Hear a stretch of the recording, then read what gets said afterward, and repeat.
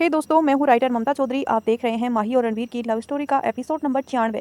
I hope आपको मेरी series पसंद आ रही है। अगर पसंद आ रही है तो प्लीज़ वीडियो को लाइक करना और चैनल पर नए हैं तो सब्सक्राइब कर लेना। वीडियो के नीचे कमेंट करना और अपने दोस्तों के साथ शेयर करना। अभी तक कहानी में हमने पढ़ा था रणवीर ने माही को कुछ इस तरह से घूरा था कि कुछ पल के लिए माही फिर से डर गई थी और डर से अपना सिर हाँ में हिलाया। ऐसे करते हुए माही बहुत ही मासूम लग रही थी। माही के एक्सप्रेशन देखकर रणवीर के फेस पर फिर से स्माइल आ गई। वो खड़ा होकर माही के बगल में ही सोफे पर बैठ गया और माही के ऊपर झुकते हुए कहा, ये 3 महीने तुम्हारे बगैर कैसे मैंने बिताए हैं ये मैं जानता हूँ। माही, तुम जानती हो ना कि मैं तुमसे एक दिन की दूरी भी बर्दाश्त नहीं कर सकता। कहते हुए रणवीर धीरे धीरे माही के ऊपर झुकता ही जा रहा था और इसी के साथ माही भी पीछे की तरह झुकती जा रही थी। रणवीर एक बार फिर माही के होठों की तरफ झुकने लगा तो माही ने भी रणवीर के इरादे भांप कर अपना चेहरा दूसरी तरफ कर लिया। माही इस वक्त एक जिद्दी नाराज बच्चे की तरह रिएक्ट कर रही थी और माही का ऐसा हरकत देखकर रणवीर ने हंसते हुए अपना चेहरा उसके गले में छुपा लिया और कहा, ओ माही, तुम्हारा ये गुस्सा भी ना किसी दिन मेरी जान ही ले लेगा। कहते हुए रणवीर माही के गले को ही चूमने लगा। इतना हमने कहानी में कल एंजॉय किया था, अब आगे।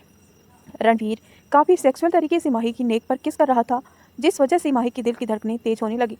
रणवीर की हर किस के साथ वो मदहोश हो रही थी, पर वो रणवीर के सामने अपना कंट्रोल नहीं खोना चाहती थी, क्योंकि वो रणवीर के सामने अपनी नाराज़गी खत्म नहीं करना चाहती थी। इसलिए उसने रणवीर के कंधों पर हाथ रखकर उसे खुद से दूर करते हुए कहा, रणवीर मत करो ऐसा, मैं कह रही हूँ हटो।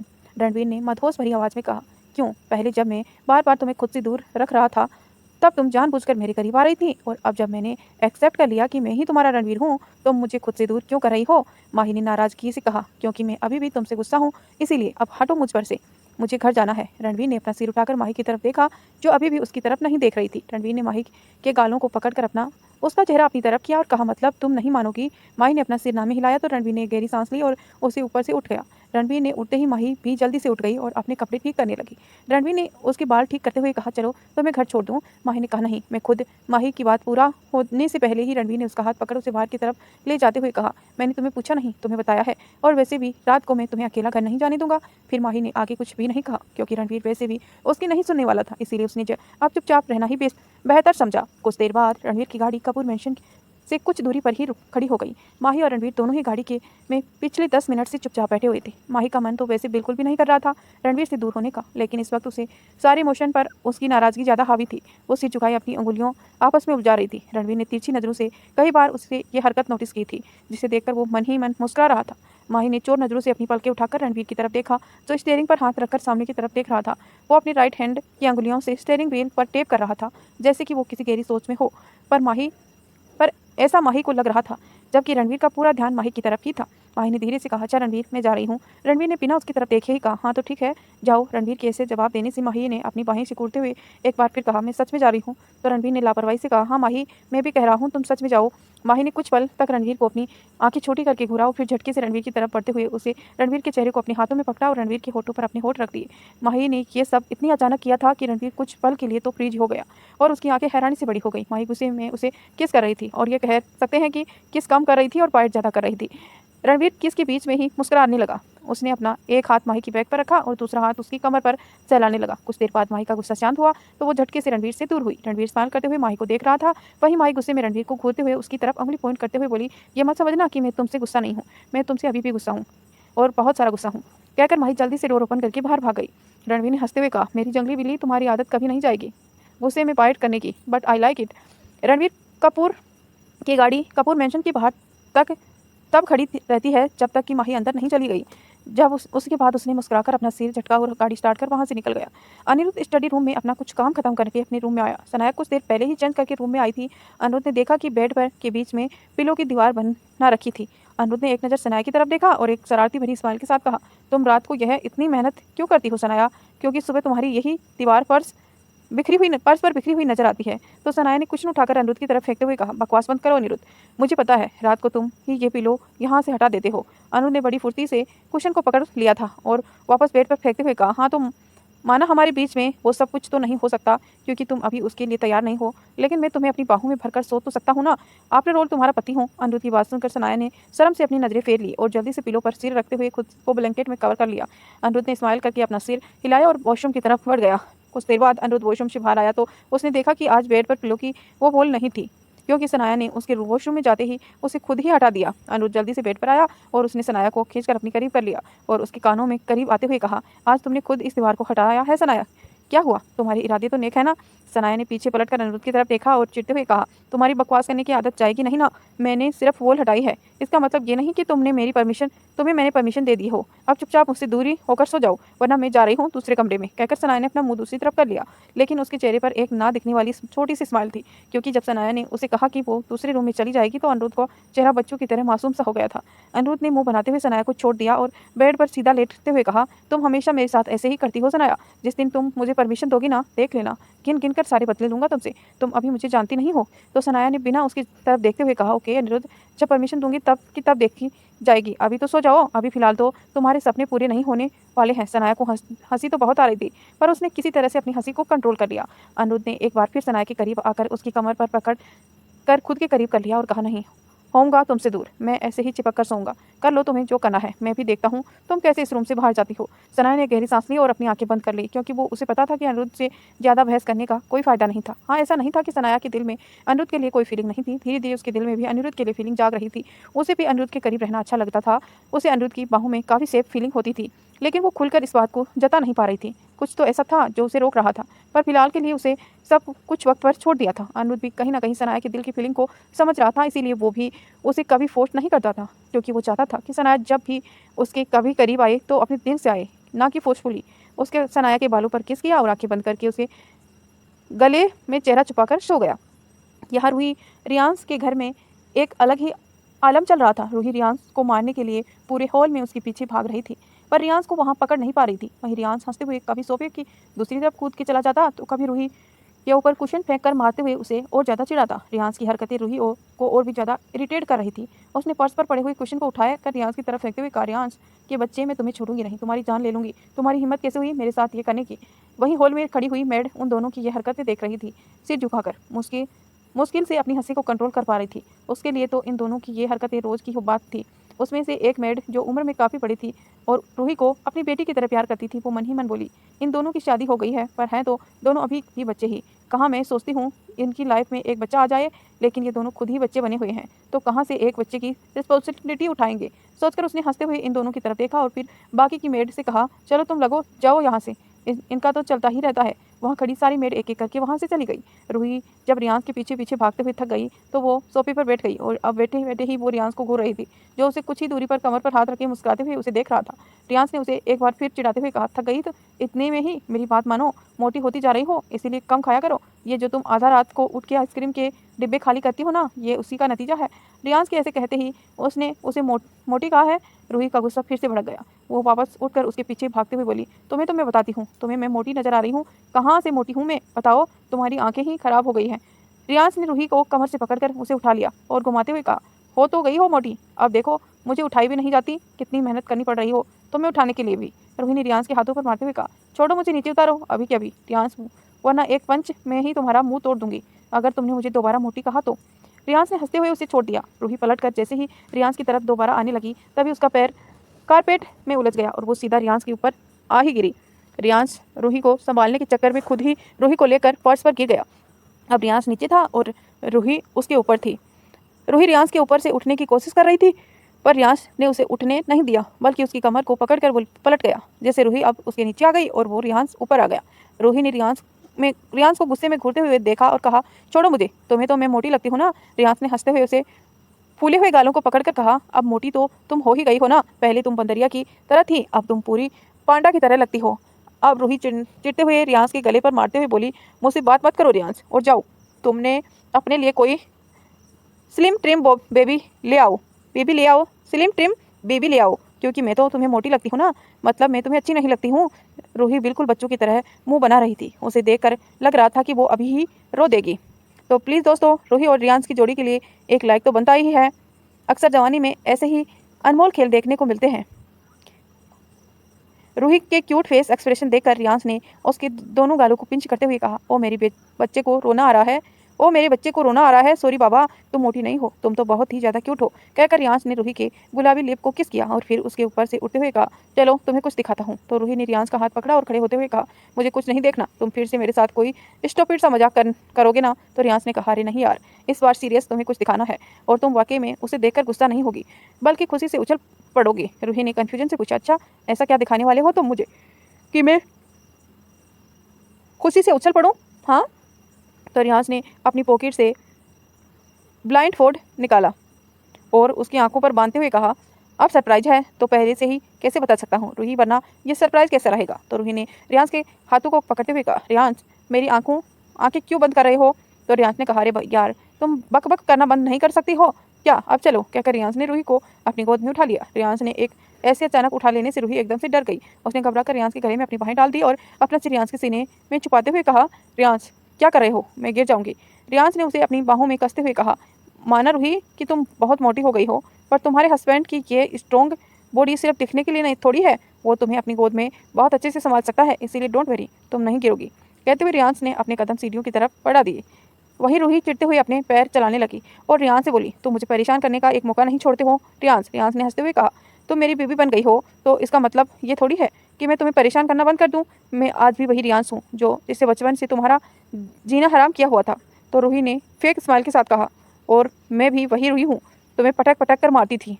बोलो तो अभी इसका डेमो दिखाऊं? रियांस रूही से ऐसे ही बात करते हुए उसके टेरिस पर ले आया और संभल के नीचे उतारते हुए कहा, बस पहुंच गए हैं जहां पर तुम्हारा सरप्राइज तुम्हारा वेट कर रहा है। कहते हुए रियांस ने रूही की आंखों पर पट्टी बांधने को खोलने लगा। पट्टी हटाते ही रूही ने धीरे से अपनी आंखें खोली, लेकिन सामने का नजारा देखकर एक्साइटमेंट में खुशी से उछलने लगी। उसे तो कुछ समझ में ही नहीं आया, ये सब तुमने किया है मेरे लिए क्या है रियांस? रियांस ने स्माइल करते हुए कहा, तुम्हारे लिए नहीं करूँगा तो किसके लिए करूँगा? मेरा कोई है 8-10 बीबियाँ हैं, एक ही तो है, the one and only you. रियांस ने टेरिस को बहुत ही खूबसूरती से डेकोरेट करवाया हुआ था। वहीं पास की दीवार पर एक बड़ी सी स्क्रीन लगी हुई थी। उसके सामने ही प्रोजेक्टर रखा हुआ था। स्क्रीन के सामने ही रियांस ने फर्श पर ही बैठने का अरेंजमेंट किया था। फर्श पर एक बड़ा सा गद्दा था और उस पर वाइट बेडशीट और उस पर एक वाइट कलर की पतले से कपड़े से एक टेंट बनाया हुआ था। बेड पर ही कई सारे कुशन रखे हुए थे और कुछ सॉफ्ट टॉय भी थे जो रूही को पसंद थे। बेड पर ही एक बास्केट रखी हुई थी जो पूरी चॉकलेट से भरी हुई थी और वो सारी चॉकलेट रूही की फेवरेट थी। पूरे टेरिस बहुत सारी खूबसूरत फ्लेवर से सजाया गया था। रूही एक्साइटमेंट में रियांस के गले लग गई और उसके गाल पर किस करते हुए बोली, तुमने ये सब मेरे लिए किया? मुझे विश्वास नहीं हो रहा रियांस। कहकर रूही भागते हुए बेड पर गई और उछलते हुए उस पर बैठ गई और जल्दी से बास्केट अनरेप करते हुए कहा, ये सारी मेरे लिए है ना? तो रियांस भी उसके बगल में बैठ गया और कुशन को अपनी गोद में रखते हुए कहा, हाँ वैसे तो ये सारी तुम्हारे लिए है, लेकिन अगर इसमें से कुछ बच जाए तो मुझे भी दे देना। रूही ने रियांस के कंधे पर पंच बनाते हुए कहा, एक भी नहीं देने वाली तुम्हें, पर फिर सोच रही हूँ कि तुमने मेरे लिए इतना कुछ किया है तो एक आधा चॉकलेट तो दे ही दूंगी। तो रियांस ने मुंह बनाते हुए कहा, इतना बड़ा एहसान तुम वो भी मत करो, वो भी तुम ही खा लेना मेरी तरफ से। रूही ने हंसते हुए कहा, हाँ ये भी ठीक है। रियांस ने स्माइल करते हुए अपना सिर ना में हिलाया और मन ही मन कहा, ये लड़की कब बड़ी होगी, अभी भी बिल्कुल बच्ची ही है। फिर खुद से ही कहा, वैसे ना ही बड़ी हो तो अच्छा है, मुझे ये क्यूट सी रूही ही पसंद है, एकदम जिंदगी से भरपूर जिंदा दिली। रियांस ने बेड से उठते हुए कहा, रूही जब तक मैं पॉपकॉर्न लेकर आता हूँ और कुछ स्नैक्स भी, तुम कोई अच्छी सी मूवी सेलेक्ट करके रखो, हम वही देखेंगे।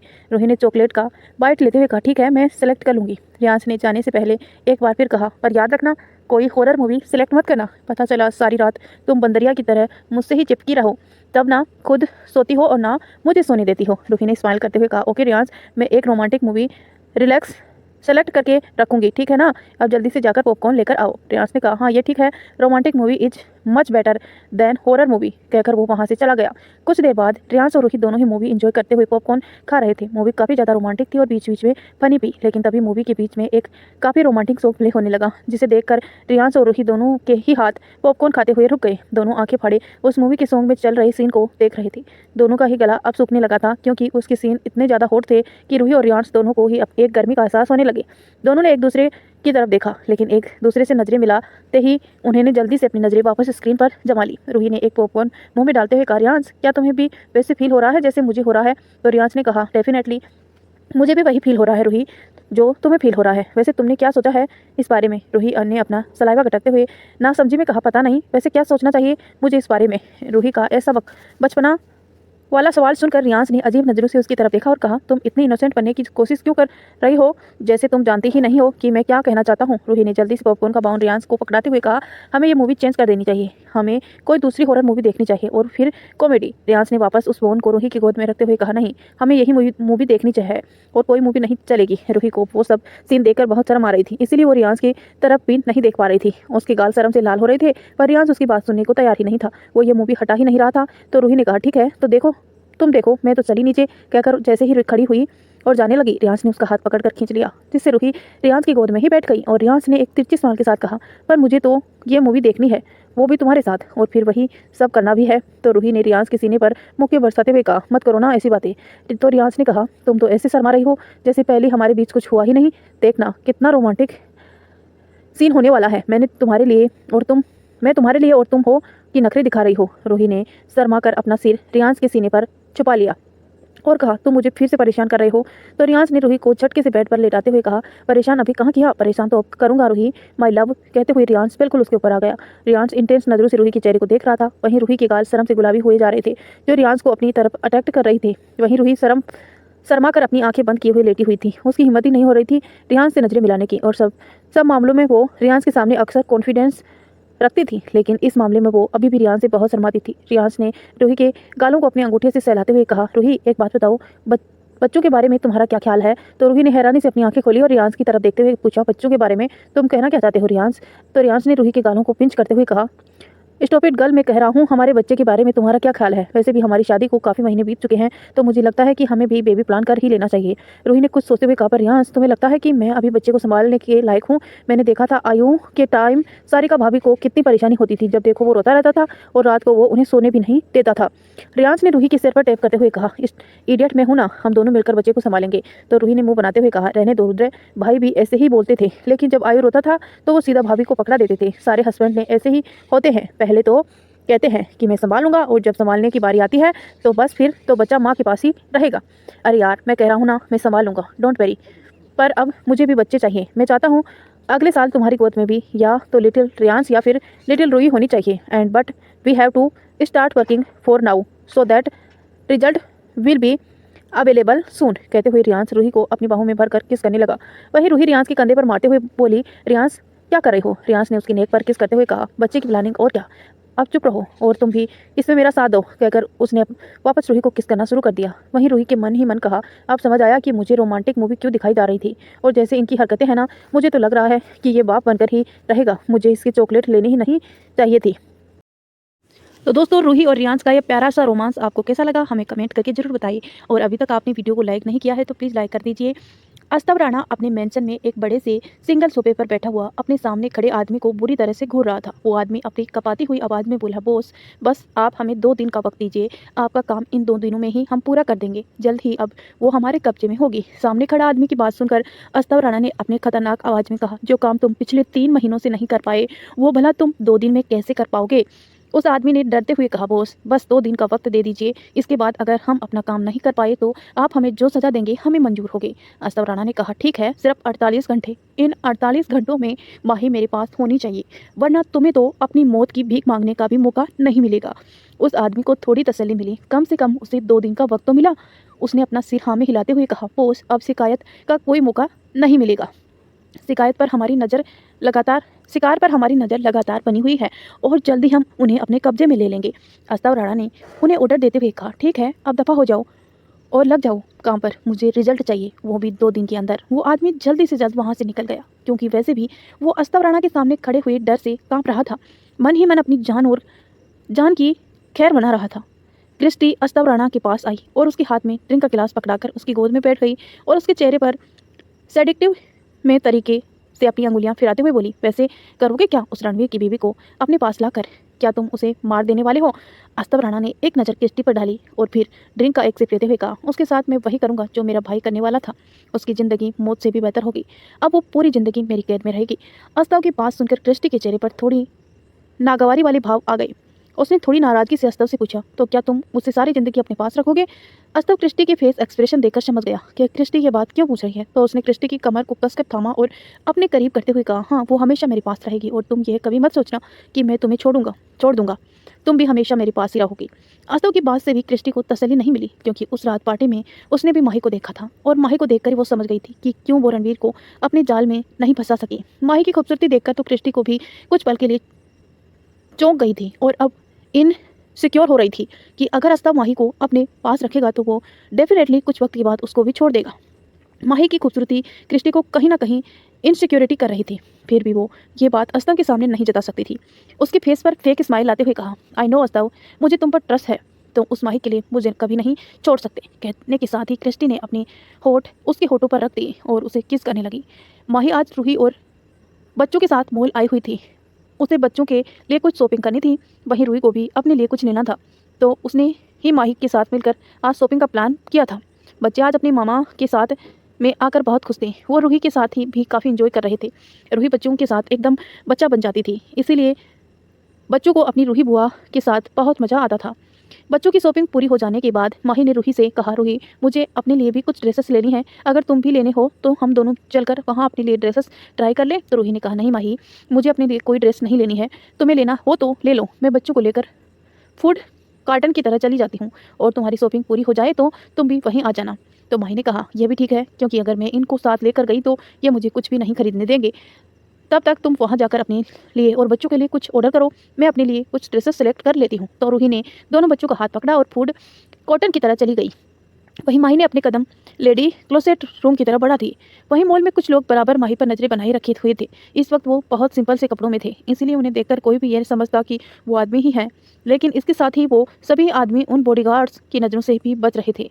वो किसी भी तरह उन बॉडीगार्ड्स की नज़रों में नहीं आ सकते थे, जो इस वक्त माही को प्रोटेक्ट करने के लिए उसके आसपास ही रह रहे थे, इसीलिए अपने बिहेवियर को भी काफ़ी नॉर्मल रखते, तभी उन बॉडीगार्ड्स को किसी की तरह का शक उन पर ना हो, ताकि उन बॉडीगार्ड्स को किसी भी तरह का शक उन पर ना हो। उसके साथ ही कुछ लड़कियां भी थी, ताकि वो लड़कियां बिल्कुल एक फेमिलियर की तरह ही लगे। जैसे ही उन्हें देखा कि माही लेडी क्लोसेट रूम की तरफ अकेली गई है, तो उनमें से एक आदमी ने दो लड़कियों को कुछ इशारा किया। उन लड़कियों ने हाँ में सिर हिलाया और माही के पीछे पीछे ही चली गई। माही ने अपना लिए कुछ ड्रेसेस पसंद की, उन्हें ट्राई करने के लिए वो चेंजिंग रूम की तरफ चली गई। वह दोनों लड़कियां भी ड्रेस देखने की एक्टिंग कर रही थी, लेकिन बीच बीच में वह माही को भी देख रही थी। जब उन्होंने माही को चेंजिंग रूम में जाते हुए देखा, तो वो एक बार उन दोनों ने अपने आसपास नजर डाली और उन्हें देखा कि वहाँ मौजूद बाकी सभी लेडीज अपनी शॉपिंग में बिजी हैं। उन्हें जब तसल्ली हो गई उनका रास्ता बिल्कुल क्लियर है और किसी का भी ध्यान उन दोनों पर नहीं है, तो उन्होंने भी ये मौका सही लगा। उन दोनों लड़कियों ने एक दूसरे को इशारा किया और उसके बाद वह भी चेंजिंग रूम की तरफ बढ़ गई। रूही को बच्चों के साथ फूड कोर्टर आए हुए लगभग आधा घंटा बीत चुका था। उन्हें माही का फ़ोन ट्राई किया, लेकिन माही का फ़ोन स्विच ऑफ आ रहा था। रूही ने फ़ोन टेबल पर रखते हुए कहा, ये माही बिना शॉपिंग करने में इतनी बिजी हो गई कि एक बार मैसेज भी नहीं कर सकती। देखो फ़ोन भी स्विच ऑफ है, ज़रूर उसने बैटरी चार्ज नहीं की होगी। अब क्या करूं, वापस जाऊं क्या उसके पास? उसने सोचा, चलो थोड़ी देर और वेट करती हूं, वैसे भी ड्रेस सेलेक्ट करने में वक्त तो लगता ही है। इसी तरह रूही को बैठे हुए करीब 1 घंटा बीत चुका था। अब रूही चेयर से खड़ी हुई और बच्चों से कहा, चलो बच्चों, तुम्हारी मम्मा को यहीं लेकर आते हैं। उनका फ़ोन भी स्विच ऑफ आ रहा है। तो बच्चों ने अपनी चेयर से खड़े होते हुए कहा, ठीक है बुआ, मम्मा को लेकर आते हैं। रूही दोनों बच्चों का हाथ पकड़े कर लेडी क्लोथिंग की तरफ बढ़ गई। उसने पूरे स्टोर में अपनी नज़र डाली, पर उन्हें माही कहीं नज़र ही नहीं आई। उसे लगा कि माही शायद चेंजिंग रूम में होगी, तो वह उस तरफ चली गई। रूही ने एक एक करके सारे चेंजिंग रूम चेक कर लिए, माही उसे कहीं नज़र नहीं आई। अब रूही को थोड़ी अजीब फीलिंग आने लगी कि माही तो उसके सामने इसी स्टोर में की तरफ आई थी, तो फिर वह यहाँ है क्यों नहीं, और फिर उसका फ़ोन स्विच ऑफ क्यों आ रहा है। उसने जाकर वहाँ के स्टाफ से भी पूछा, पर उसने भी कुछ पता नहीं चला। रूही अब अंदर ही अंदर बहुत घबरा रही थी, क्योंकि एक बार पहले भी माही के साथ ऐसा कुछ हो चुका था, इसीलिए उन्हें अब डर लग रहा था। लेकिन वह बच्चों के सामने अपनी घबराहट नहीं दिखा सकती थी। जब माही ने रूही से पूछा, बुआ मम्मा कहाँ है, वह तो यहीं आई थी ना? तो रूही ने कहा, हाँ, तुम्हारी मम्मा शायद किसी दूसरी जगह चली गई है, तो हमें उन्हें दूसरे स्टोर में चेक करते हैं, ठीक है? तो माही ने रूही से कहा, बुआ तो आप उन्हें फ़ोन करके पूछ लो ना कि वह कहाँ है, और उन्हें बता दो कि हम उनके यहाँ वेट कर रहे हैं, तो ये आ जाएगी ना। अब रूही भला उन छोटे से बच्चों को क्या कहती कि माही का फ़ोन स्विच ऑफ आ रहा है। रूही ने कुछ सोचकर अपने बॉडीगार्ड को कॉल किया और माही को पूरे मॉल में ढूंढने के लिए कहा। रूही का ऑर्डर मिलते ही वो लोग अलर्ट हो गए, पूरे मॉल में माही की तलाश करने लगे। इसी के साथ उन्हें वेदांत और रुद्र को भी इन्फॉर्म कर दिया कि माही के बारे में कुछ पता नहीं चल रहा है। रूही बच्चों को लेकर वापस फूड कोर्ट की तरह आ गई, क्योंकि वो बच्चों को डराना नहीं जानती थी। कराना नहीं चाहती थी और मन ही मन प्रे कर रही थी कि माही जहाँ कहीं भी हो जल्द से जल्द मिल जाए। वह खुद को सिर्फ यही सोचकर तसल्ली दे रही थी कि हो ना हो माही किसी दूसरे स्टॉल में गई हुई होगी और उसका फ़ोन चार्ज नहीं होने की वजह से डिस्चार्ज हो गया होगा। शायद इसी वजह से उसका नंबर स्विच ऑफ आ रहा है और जल्द ही उसके बॉडीगार्ड माही को ढूंढ कर यहाँ ले आएंगे। वो अब घबराहट से अपनी हथेलियां रगड़ रही थी और पूरी कोशिश कर रही थी कि उसके चेहरे पर घबराहट नजर नहीं आए। जब काफ़ी देर हो गई और माही का पता नहीं चला तो रूही ने रुद्र को फ़ोन करके सब बता दिया और माही का कहीं पता नहीं चल रहा है और मैं पिछले 2 घंटे से उसका वेट कर रही हूँ और बच्चे इस वक्त मेरे साथ हैं। रुद्र ने रूही को वहीं रुकने के लिए कहा और तुरंत ही एक नंबर डायल करके किसी से कुछ बात की और फ़ोन डिस्कनेक्ट कर अपने केबिन से बाहर निकल गया। कुछ ही देर में मॉल के बाहर कई सारी गाड़ियां आकर रुकी। उसके अंदर से काले कपड़ों में कई सारे बॉडीगार्ड बाहर निकल आए। उन सभी ने पूरे मॉल को खाली करवा दिया। रुद्र और वेदांत दोनों ही अपनी अपनी गाड़ियों में बाहर आए और अंदर की तरफ बढ़ गए। दोनों के ही चेहरों पर परेशानी साफ नजर आ रही थी। वेदांत कान में लगे ब्लूटूथ पर किसी से बात भी कर रहा था और उसे वहाँ की सारी सिचुएशन बता रहा था। रुद्र वेदांत दोनों ही उस तरफ पहुंच गए जहाँ रूही बच्चों के साथ उनका वेट कर रही थी। तो क्या होगा दोस्तों, क्या रणवीर माही को बचा पाएगा या फिर वो अस्तव के साथ अपनी ज़िंदगी की आखिरी सांसें ले पाएगी? ये सब तो हम जानेंगे कहानी में आगे, लेकिन उससे पहले कहानी बहुत ही ज़्यादा इंटरेस्टिंग और रोमांटिक होने वाली है। प्लीज़ दोस्तों कहानी को लाइक कर दीजिए। रुद्र ने रूही को वहीं रुकने के लिए कहा और तुरंत एक नंबर डायल करके वहाँ से निकल गया। अपने भाइयों को देखकर रूही जल्दी से उनके पास आई और घबराई हुई आवाज़ में कहा, भाई मैं काफ़ी देर से माही का वेट कर रही हूँ पर माही का कुछ पता नहीं चल रहा है। वो मुझसे कह कर गई थी कि वो लेडी क्लोथिंग स्टोर की तरफ जा रही है। मेरे सामने वह इसी स्टोर में गई भी थी तो उसने ही कहा था कि फूड कोर्ट में वो बच्चों के साथ उसका वेट करूं, पर काफ़ी देर हो गई वो लौट के ही नहीं आई। मैंने सारी चेंजिंग रूम भी चेक कर लिए, वहाँ के स्टाफ से भी पूछ लिया, पर मुझे समझ नहीं आ रहा भाई कि वो कहाँ गई हैं। कहते हुए रूही की आवाज़ रुंध गई। वेदांत ने रूही को शांत कराते हुए कहा, रूही 1 मिनट रिलैक्स। फिर उसने बच्चों की तरफ देखकर कुछ इशारा किया तो रूही समझ गई कि वेदांत उसे क्या कहना चाहता है। रूही ने वेदांत की तरफ देखा और फिर बच्चों के पास जाते हुए कहा, हीर माहिर तुम दोनों बुआ के साथ घर जाओ। माहिर ने पूछा, पर चाचू मम्मा कहाँ है? हम तो यहाँ मम्मा के साथ आए थे ना, इतनी देर से वो मिल क्यों नहीं रही? वहीं हीर ने भी रुद्र से पूछा, हाँ चाचू मम्मा मिल क्यों नहीं रही है? हम मम्मा के साथ ही घर जाएंगे। तो वेदांत उनकी तरफ आया और स्माइल करते हुए बोला, अरे तुम्हारी मम्मा ने तुम्हें बताया नहीं? दरअसल वो ऑफिस के किसी काम से बाहर गई हुई है, उन्होंने ही हमें फ़ोन करके बुलाया था कि हम तुम्हें घर पहुँचा दें। अब दोनों मासूम बच्चों ने वेदांत की बात पर भरोसा कर लिया और रूही के साथ घर जाने के लिए तैयार हो गए। रुद्र वापस रूही के पास आया और उसके कंधे पर हाथ रखते हुए कहा, रूही बच्चों के सामने कुछ भी रिएक्ट मत करना, इन्हें पता नहीं चलना चाहिए कि इनकी मामा मिसिंग है। हम जल्द से जल्द माही को ढूंढ लेंगे, ठीक है? तो रूही ने भी अपनी नम आंखों से रुद्र की तरफ देखते हुए सर हाँ में हिला दिया और धीरे से कहा, माही को प्लीज जल्दी ढूंढ लेना, मुझे उसकी बहुत चिंता हो रही है। कहीं पहले की तरह तो। कहते हुए रूही का गला रुंध गया। रुद्र ने उसके सिर पर हाथ फेरते हुए कहा, चिंता मत करो बच्चा, हम माही को जरूर ढूंढ लेंगे, कुछ भी नहीं होगा उन्हें, तुम बच्चों को लेकर घर जाओ। रूही ने अब दोनों बच्चों का हाथ पकड़ा और वहां से चली गई। रूही के वहां से जाते ही वेदांत ने एक नंबर डायल किया और कुछ बात करने के बाद फोन डिस्कनेक्ट कर दिया। एक घने जंगल के बीचों बीच एक बड़े से फार्म हाउस में एक बड़े से रूम के बेड पर माही बेहोशी की हालत में लेटी थी। उस रूम में नाम मात्र की ही रोशनी थी। तभी एकदम से उस रूम का डोर ओपन हुआ और एक लंबी चौड़ी पर्सनालिटी का आदमी अंदर आया। उसकी नज़र बेड पर लेटी हुई माही की तरफ गई, जिसका चेहरा चांद की रोशनी में काफ़ी चमक रहा था। माही को देखते ही उसकी नज़रें उसके चेहरे पर थम सी गई।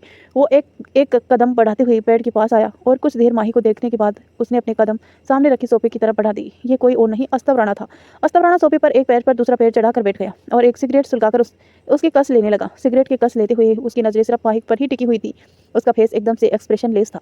कोई उसे देखकर बता नहीं सकता था कि इस वक्त वो क्या सोच रहा है। तभी माही को धीरे धीरे होश आने लगा कि और माही की हलचल देखकर अस्तव राणा अपनी आंखें छोटी करके उसकी एक एक हरकत को गौर से देखने लगा। वो समझ गया था कि माही अब बेहोशी से जागने वाली है। ये देखकर उसके होठों पर एक टेबल स्माइल आ गई।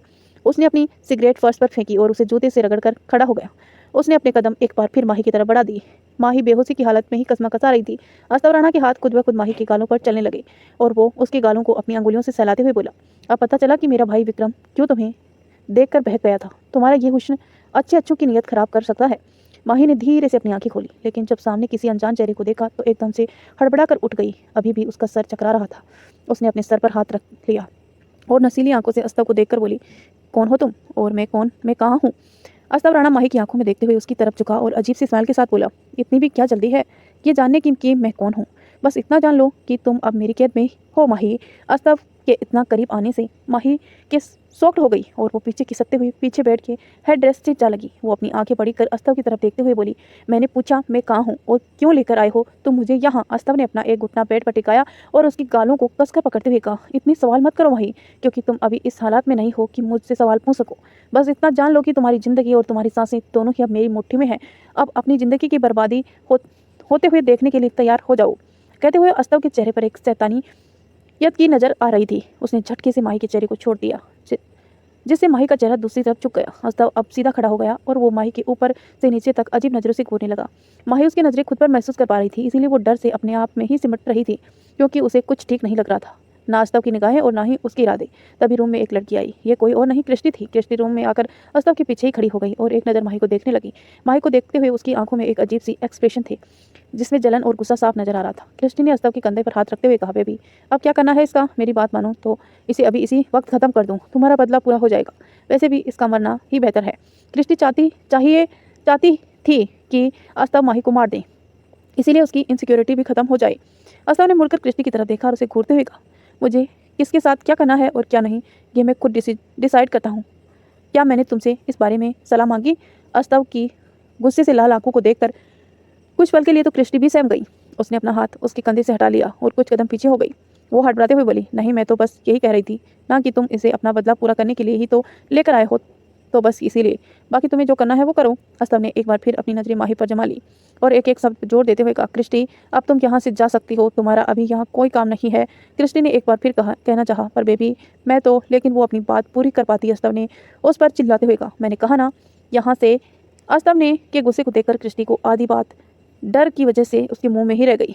कृष्टि ने हैरानी से अस्तव की तरफ देखा और फिर एक चलती हुई नज़रों से माही की तरफ देखा, जो अपना सिर झुकाए हुए घुटनों को पकड़ हुए खुद में सिमटे हुए ही बैठी थी। उसके चेहरे पर डर साफ नजर आ रहा था। उसकी हिम्मत नहीं हो रही थी कि वो नजर उठाकर अस्तव की तरफ देख भी सके। माही को देखकर कृष्टि की मुट्ठी गुस्से में कस गई। उसका मन कर रहा था कि वो खुद माही की जान ले ले, पर अस्तव के रहते वो ऐसा नहीं कर सकती थी। इसका खामियाजा फिर कृष्टि को ही भुगतना पड़ता। इसीलिए कृष्टि ने आगे कुछ भी कहना सही नहीं समझा। ना चाहते हुए रूम से बाहर निकल गई। अस्तव ने फिर से माही की तरफ देखा, जो सहमी हुई बेड पर बैठी हुई थी। अस्तव एक बार फिर बेड की तरफ बढ़ा और माही के बालों पर अपनी पकड़ कसते हुए उसका चेहरा ऊपर किया। माही की आंखों में आंसू रुकने का नाम नहीं ले रही थी। उसकी आंखें इस वक्त लाल नजर आ रही थी। वो सहमी हुई नजरों से अस्तव को देख रही थी। वहीं अस्तव ने उसके चेहरे की तरफ झुकते हुए कहा, इस उम्मीद से मत रहना माही कि तुम्हें कोई बचाने आएगा, क्योंकि तुम्हें बचाने वाला तो कब का इस दुनिया को छोड़कर चला चुका है। इसीलिए अब तुम इस बात को जितने जल्दी एक्सेप्ट कर लो कि तुम अब पूरी ज़िंदगी मेरी कैद में रहकर ही बितानी है, तुम्हारे लिए अच्छा होगा। इसीलिए जल्द से जल्द तुम इस बात को एक्सेप्ट कर लो। कहते हुए अस्तव लोस्ट भरी नज़रों से माही की आंखों में देखने लगा, उसके गुलाबी होठों को देखने लगा, जो डर की वजह से काँप रही थी। वो अब धीरे धीरे उसके होठों की तरफ झुकने लगा। माही ने कसकर अपनी आंखें बंद कर ली। उसकी आंखों में रुके हुए आंसू बहकर उसके गालों पर आ गए। माही ने उसके सीने पर हाथ रखकर उसे खुद से दूर धकेलने की कोशिश की, पर अस्तव राणा पर कोई फर्क नहीं पड़ा। इससे पहले कि वो माही के होठों को छू पाता, उसका फोन रिंग करने लगा। उसने झटके से माही के बालों को छोड़ा और अपनी पॉकेट में फ़ोन निकालकर अपने कान पर लगा लिया। फ़ोन पर बात करते के दौरान ही अस्तव ने एक पल के लिए भी अपनी नज़र माही के चेहरे पर से नहीं हटाई। फ़ोन को वापस पॉकेट में रख वो माही के करीब एक बार फिर झुका और एक डेविल स्माइल के साथ बोला, ये मत समझना कि तुम मुझसे अभी बच गई हो। अभी 2 घंटे में वापस आता हूँ, उसके बाद दोबारा कंटिन्यू करेंगे, क्योंकि किसी काम को अधूरा छोड़ना या ना मेरी आदत है नहीं है। कहकर वो रूम से बाहर निकल गया। अस्तव ने एक झटके से छोड़ने की वजह से माही मुंह के बल बेड पर गिर गई थी और वो कुछ देर तक उसकी पोजीशन में लेटी रही। उसकी आंखों में आंसू बहकर बेड पर गिर रहे थे। उसके होठ धीरे धीरे हिले। मुझे पता है तुम मुझे बचाने जरूर आओगे, तब तक तुम्हारी माही हार नहीं मानेगी रणवीर, और ना ही वो कमज़ोर पड़ेगी। कहते हुए उसके होठों पर एक दर्द भरी स्माइल आ गई। फिर माही सीधे होकर बैठ गई और पूरे रूम में सरसरी निगाहों से कुछ ढूंढते हुए बोली, पर तब तक मुझे खुद को किसी भी तरह से सेफ रखना होगा। मैं इस शैतान के इरादों को कभी कामयाब नहीं होने दूंगी, कभी नहीं। तभी माही को रूम में कुछ ऐसा नजर आया कि उसकी आंखों में चमक नजर आ गई और एक राहत भी। तो माही को ऐसा क्या नजर आया कि उसे राहत मिली, ये सब हम आगे जानेंगे। उससे पहले आप वीडियो को लाइक करें और चैनल पर नए हैं तो प्लीज़ सब्सक्राइब कर लें ऐसी ही रोमांटिक, इमोशनल और दर्द भरी कहानियाँ सुनने के लिए। कृष्टि जो नीचे हॉल में ही मौजूद थी और बेचैनी से इधर उधर चक्कर लगा रही थी, उसने जब अस्तव को नीचे आते हुए देखा तो जल्दी से उसके पास आई और पूछा, तुम कहीं जा रहे हो? अस्तव ने बिना उसकी तरफ देखे जल्दी से अपने कदम आगे बढ़ाते हुए कहा, हाँ मैं जा रहा हूँ, तब तक तुम उसका ध्यान रखना और याद रखना कि वो कहीं भाग ना पाए। फिर रुक कर कृष्टि को वार्निंग वाला लुक देते हुए, वरना इसका खामियाजा तुम्हें भुगतना पड़ सकता है, समझी? कि अगर अस्तव वहाँ से निकल गया। कृष्टि को तो जैसे मौका मिल गया था माही के ऊपर अपना गुस्सा उतारने का। अस्तव के जाते ही उसने ऊपर की तरफ देखा और फिर एक डेविल स्माइल के साथ अपने कदम सीढ़ियों की तरफ बढ़ा दी। माही अभी बेड से उठकर थोड़ी आगे बढ़ ही रही थी कि तभी एकदम से फिर से डोर ओपन हुआ। उसकी नज़र दरवाजे की तरफ चली गई, जहाँ पर कृष्टि अंदर आते हुए जल्दी निगाहों से माही को घूर रही थी। माही ने अपने बढ़ते कदम रोक लिए और बिना किसी एक्सप्रेशन की कृष्टि को देखने लगी। कृष्ण ने माही के ऊपर से नीचे तक देखा और फिर एक तिरछी स्माइल के साथ उसे कहा, मानना पड़ेगा, वैसे काफ़ी खूबसूरत हो तुम, और तुम्हारी ये खूबसूरती मर्दों को अपनी तरफ शेड्यूल करने के लिए काफ़ी है, पर अपनी खूबसूरती का असर अस्तव पर डालने की कोशिश भी मत करना, वरना तुम्हारी जान ले लूंगी। कृष्टि की बात सुनकर माही ने अपनी मुठ्ठियां गुस्से में कस ली और गुस्से से कहा, अस्तव राणा तो यही नाम है, अस्तव राणा तो यही नाम है ना उस आदमी का। तो एक बात मैं तुम्हें बता दूं, तुम्हारा जो कोई भी नाम है, मुझे ना तुम में और ना ही तुम्हारी अस्तव राणा में कोई इंटरेस्ट है। और दूसरी बात, तुम्हारा वो अस्तव राणा मुझे किडनैप करके यहाँ लेकर आया है, मैं यहाँ अपनी मर्जी से नहीं आई हूँ। माही का ऐसा जवाब देना कृष्टि को बहुत गुस्सा दिला रहा था। वो गुस्से से उसकी तरफ बढ़ी और उसके बालों को पकड़ते हुए बोली, तुम शायद भूल रही हो माही कि तुम हमारी कैद में हो, इसीलिए अपनी जबान को थोड़ा लगाम दो देकर रखो। कृष्टि के ऐसे पकड़ने से माही को अपने बालों में दर्द महसूस होने लगा, लेकिन उसने किसी तरह का डर और घबराहट अपने चेहरे पर नहीं आने दिया और कृष्टि की आंखों में देखते हुए कहा, तो मेरे साथ ऐसे बिहेव कर तो रही हो, पर याद रखो जब तुम्हारा वो अस्तव लौट कर आएगा और उसे पता चला कि तुमने मुझे नुकसान पहुंचाने की कोशिश की है, तो सोचो वो तुम्हारा क्या हाल करेगा। दरअसल जब अस्तव राणा और कृष्टि के बीच माही को लेकर बात हो रही थी, तब भले ही माही उन दोनों की तरफ नहीं देख रही थी, पर वो उसकी सारी बातें सुन रही थी। इसे माही को ये तो अंदाजा हो गया था कि अगर इस लड़की ने मुझे जरा सा भी नुकसान पहुंचाने की कोशिश की तो अस्तव राणा उन्हें छोड़ेगा नहीं। इस बात का डर कृष्टि के मन में भी था। रणवीर ने ही उसे समझाया था कि कभी भी वो किसी मुसीबत में फंस जाए तो हमेशा अपने कान खुले रखें और आसपास की सारी सिचुएशन को ठंडे दिमाग से ऑब्जर्व करने की कोशिश करे। माही की बात सुनकर कृष्टि ने झटके से उसके बालों को छोड़ दिया और अपने गुस्से को कंट्रोल करते हुए बोली, देखो अगर तुम यहाँ से भागना चाहती हो तो इसमें मैं तुम्हारी मदद कर सकती हूँ। बोलो जाना चाहती हो यहाँ से। कृष्टि की बात सुनकर माही हैरानी से उसे देखने लगी। उसे समझ नहीं आ रहा था कि भला कृष्टि उसकी मदद क्यों कर रही है, और यह भी कि वो भला कृष्टि पर भरोसा करे भी तो क्यों। हो सकता है कि ये उसकी कोई चाल हो उसे फंसाने की। कृष्टि उसके मन में आए सवालों को जान चुकी थी, इसलिए उसने अपने हाथ बांधते हुए कहा, मैं तुम्हारी मदद कर रही हूँ तो सिर्फ अपने फायदे के लिए, क्योंकि मैं नहीं चाहती कि तुम अस्तव के करीब रहो। अस्तव तुम्हें मारना नहीं चाहता, बल्कि सारी जिंदगी अपने पास रखना चाहता है। समझ रही हो मेरे कहने का मतलब? वो तुम्हें सारी जिंदगी अपनी मिस्ट्रेस बनाकर रखना चाहता है, पर उसकी ज़िंदगी में से एक ही औरत रह सकती है और वो हूँ मैं और कोई नहीं। तो बोलो क्या सोचती हो, जाना चाहती हो यहाँ से? कहने के साथ ही कृष्टि माही के फेस एक्सप्रेशन से इसके मन को पढ़ने की कोशिश करने लगी। कृष्टि की बात सुनकर माही ने अपनी नज़र दूसरी तरफ फेर ली और मन ही मन सोचने लगी, तो ये मुझे यहाँ से भगाना चाहती है सिर्फ अपने फायदे के लिए, तो इसमें गलत ही क्या है? मैं भी कौन सा यहीं ज़िंदगी भर कैद रहना चाहती हूँ। अच्छा मौका है माही, इसकी मदद लेने ही सही रहेगा। उसने फिर एक गहरी सांस ली और वापस कृष्टि की तरफ देखते हुए कहा, ठीक है, अगर तुम मेरी मदद यहाँ से भगाने में करना चाहती हो तो मैं भी तुम्हारी मदद लेने के लिए तैयार हूँ। माही की बात सुनकर कृष्टि के होठों पर एक तिरछी स्माइल आ गई। उसने कहा, ठीक है, रात के 2 बजे तक का वेट करो, क्योंकि रात 2 बजे अस्तव को यहीं कहीं जाना है। अस्तव यहाँ मौजूद नहीं होगा तो मेरे पास सुबह तक का वक्त होगा तुम्हें यहाँ से भेजने के लिए, लेकिन इस बारे में अस्तव को खबर नहीं होनी चाहिए, वरना अस्तव को बाद में तुम्हारे साथ कुछ करे उससे पहले ही मैं तुम्हारी जान ले लूंगी, समझी? माही ने अपना सर हाँ में हिलाया तो कृष्टि ने अपने कदम बाहर जाने के लिए बढ़ा दिए, लेकिन दरवाजे तक आते ही वह रुक गई और बिना माही की तरफ देखते बोली, अस्तव आज रात इस रूम में जरूर आएगा, पर तुम्हें उससे पहले करीब नहीं आने देना है। कुछ वक्त के लिए किसी तरह तुम खुद अपने आप को अस्तव राणा से बचा लो। कहकर कृष्टि रूम से बाहर निकल गई और जाते जाते वो रूम को बाहर से लॉक करना नहीं भूली। कृष्टि के जाते ही माही ने अपने सीने पर हाथ रख लिया। इस वक्त उसकी धड़कनें बहुत तेज चल रही थी। वो भले ही अपने चेहरे पर नहीं आने देना चाह रही थी कि वो इस वक्त बहुत ज़्यादा घबराई हुई है, लेकिन अंदर ही अंदर वो कैसा महसूस कर रही थी ये सिर्फ वही जानती थी। वो थम से नीचे फर्श पर बैठ गई और अपने सीने पर हाथ रखते हुए बोली, हाँ, मैं उसे खुद को छूने भी नहीं दूंगी, चाहे इसीलिए मुझे उसकी जान लेनी पड़े या फिर अपनी जान देनी पड़े। कहते हुए माही की नज़रें सामने टेबल पर रखे कांच की जग पर गई, जिसे माही कुछ पलों तक देखती रही। कुछ देर बाद वो खड़ी हुई और उसने उसको उठाकर पर्स पर जोर से पटक दिया, जिससे वो जग चकनाचूर होकर पर्स पर बिखर गया। इसी जंगल में एक सुनसान इलाके में 5-6 गाड़ियाँ खड़ी हुई थी। वहीं अस्तव ने एक लैपटॉप को गाड़ी की बोनट पर रखते हुए कहा, और इस स्क्रीन पर चल रही न्यूज़ को देख उसकी आंखों में इस वक्त खून उतर आया। एक के बाद एक उसे कई ऐसी खबरें मिल रही थी जिसे सुनकर उसने तन बदन में आग लग रही थी। तभी उसके पीछे खड़ा हुआ आदमी अपने हाथ में टेप पकड़े हुए घबराई हुई आवाज़ में बोला, बॉस, एक एक करके हमारी सभी अड्डों को ब्लास्ट हो रहा है। ये सब कौन कर रहा है? इसके बारे में कुछ पता नहीं चल रहा है। यहाँ तक कि हमारी कंपनी के शेयर भी काफ़ी स्पीड से के साथ नीचे गिरते जा रहे हैं, और इसका फ़ायदा उठाते हुए उन सभी शेयर्स को सूर्य दीवान ने कोड़ियों के भाव खरीद लिया है। तभी एक और आदमी भागता हुआ आया और हाँफते हुए बोला, बॉस, एक और बुरी खबर है। हमारी कंपनी के सारे प्रोजेक्ट सूर्य दीवान की कंपनी के पास चले गए हैं, और जितने में इन्वेस्टर थे उन सभी ने दीवान इंडस्ट्री के से हाथ मिला लिया है। हमारी कंपनी पूरी बर्बाद हो गई बॉस, सब कुछ बर्बाद हो गया। उसकी बात सुनकर अस्तव ने अपनी पॉकेट में गन निकालकर सारी की सारी गोलियां उस आदमी के सीने में उतार दी और चिल्लाते हुए कहा, बस करो, पहले ही मेरा दिमाग उस सूर्य दीवान ने खराब कर दिया है और ये यहाँ उसके गुणगान किए जा रहा है। फिर उसने गुस्से में लैपटॉप उठाकर जमीन पर फेंकते हुए चिल्लाते हुए कहा, सूर्य दीवान, तुम हो कौन और क्यों कर रहे हो ऐसा? किस बात की दुश्मनी निकाल रहे हो मुझसे? मेरी बरसों की कमाई हुई इज्जत, मेहनत, सब कुछ बर्बाद कर दी तुमने। मैं तुम्हें छोड़ूंगा नहीं, तुम्हें मरना पड़ेगा। अस्तव गुस्से में अपनी गाड़ी में आकर बैठ गया और स्पीड से गाड़ी वहाँ से चलाकर निकल गया। उसने अपनी गाड़ी अपने फार्म हाउस पर रोकी और बाहर निकलकर अपने कदम फार्म हाउस के अंदर की तरफ बढ़ा दिए। क्रिस्टी हॉल में ही अस्तव का इंतजार कर रही थी। वो भागते हुए आई और कहा, अस्तव, ये सब क्या हो रहा है? कौन कर रहा है ये सब? हमारी कंपनी के साथ शेयर एकदम से डाउन चल चुके हैं। हमारे प्रोजेक्ट भी हमारे साथ में हाथ से चले गए हैं। न्यूज़ में तुम्हारी ही बर्बादी की खबर चल रही है। अस्तव का दिमाग पहले ही बहुत ख़राब हो रहा था, लेकिन क्रिस्टी की बात सुनकर अब वो और ज़्यादा ही हाई फाई हो गया।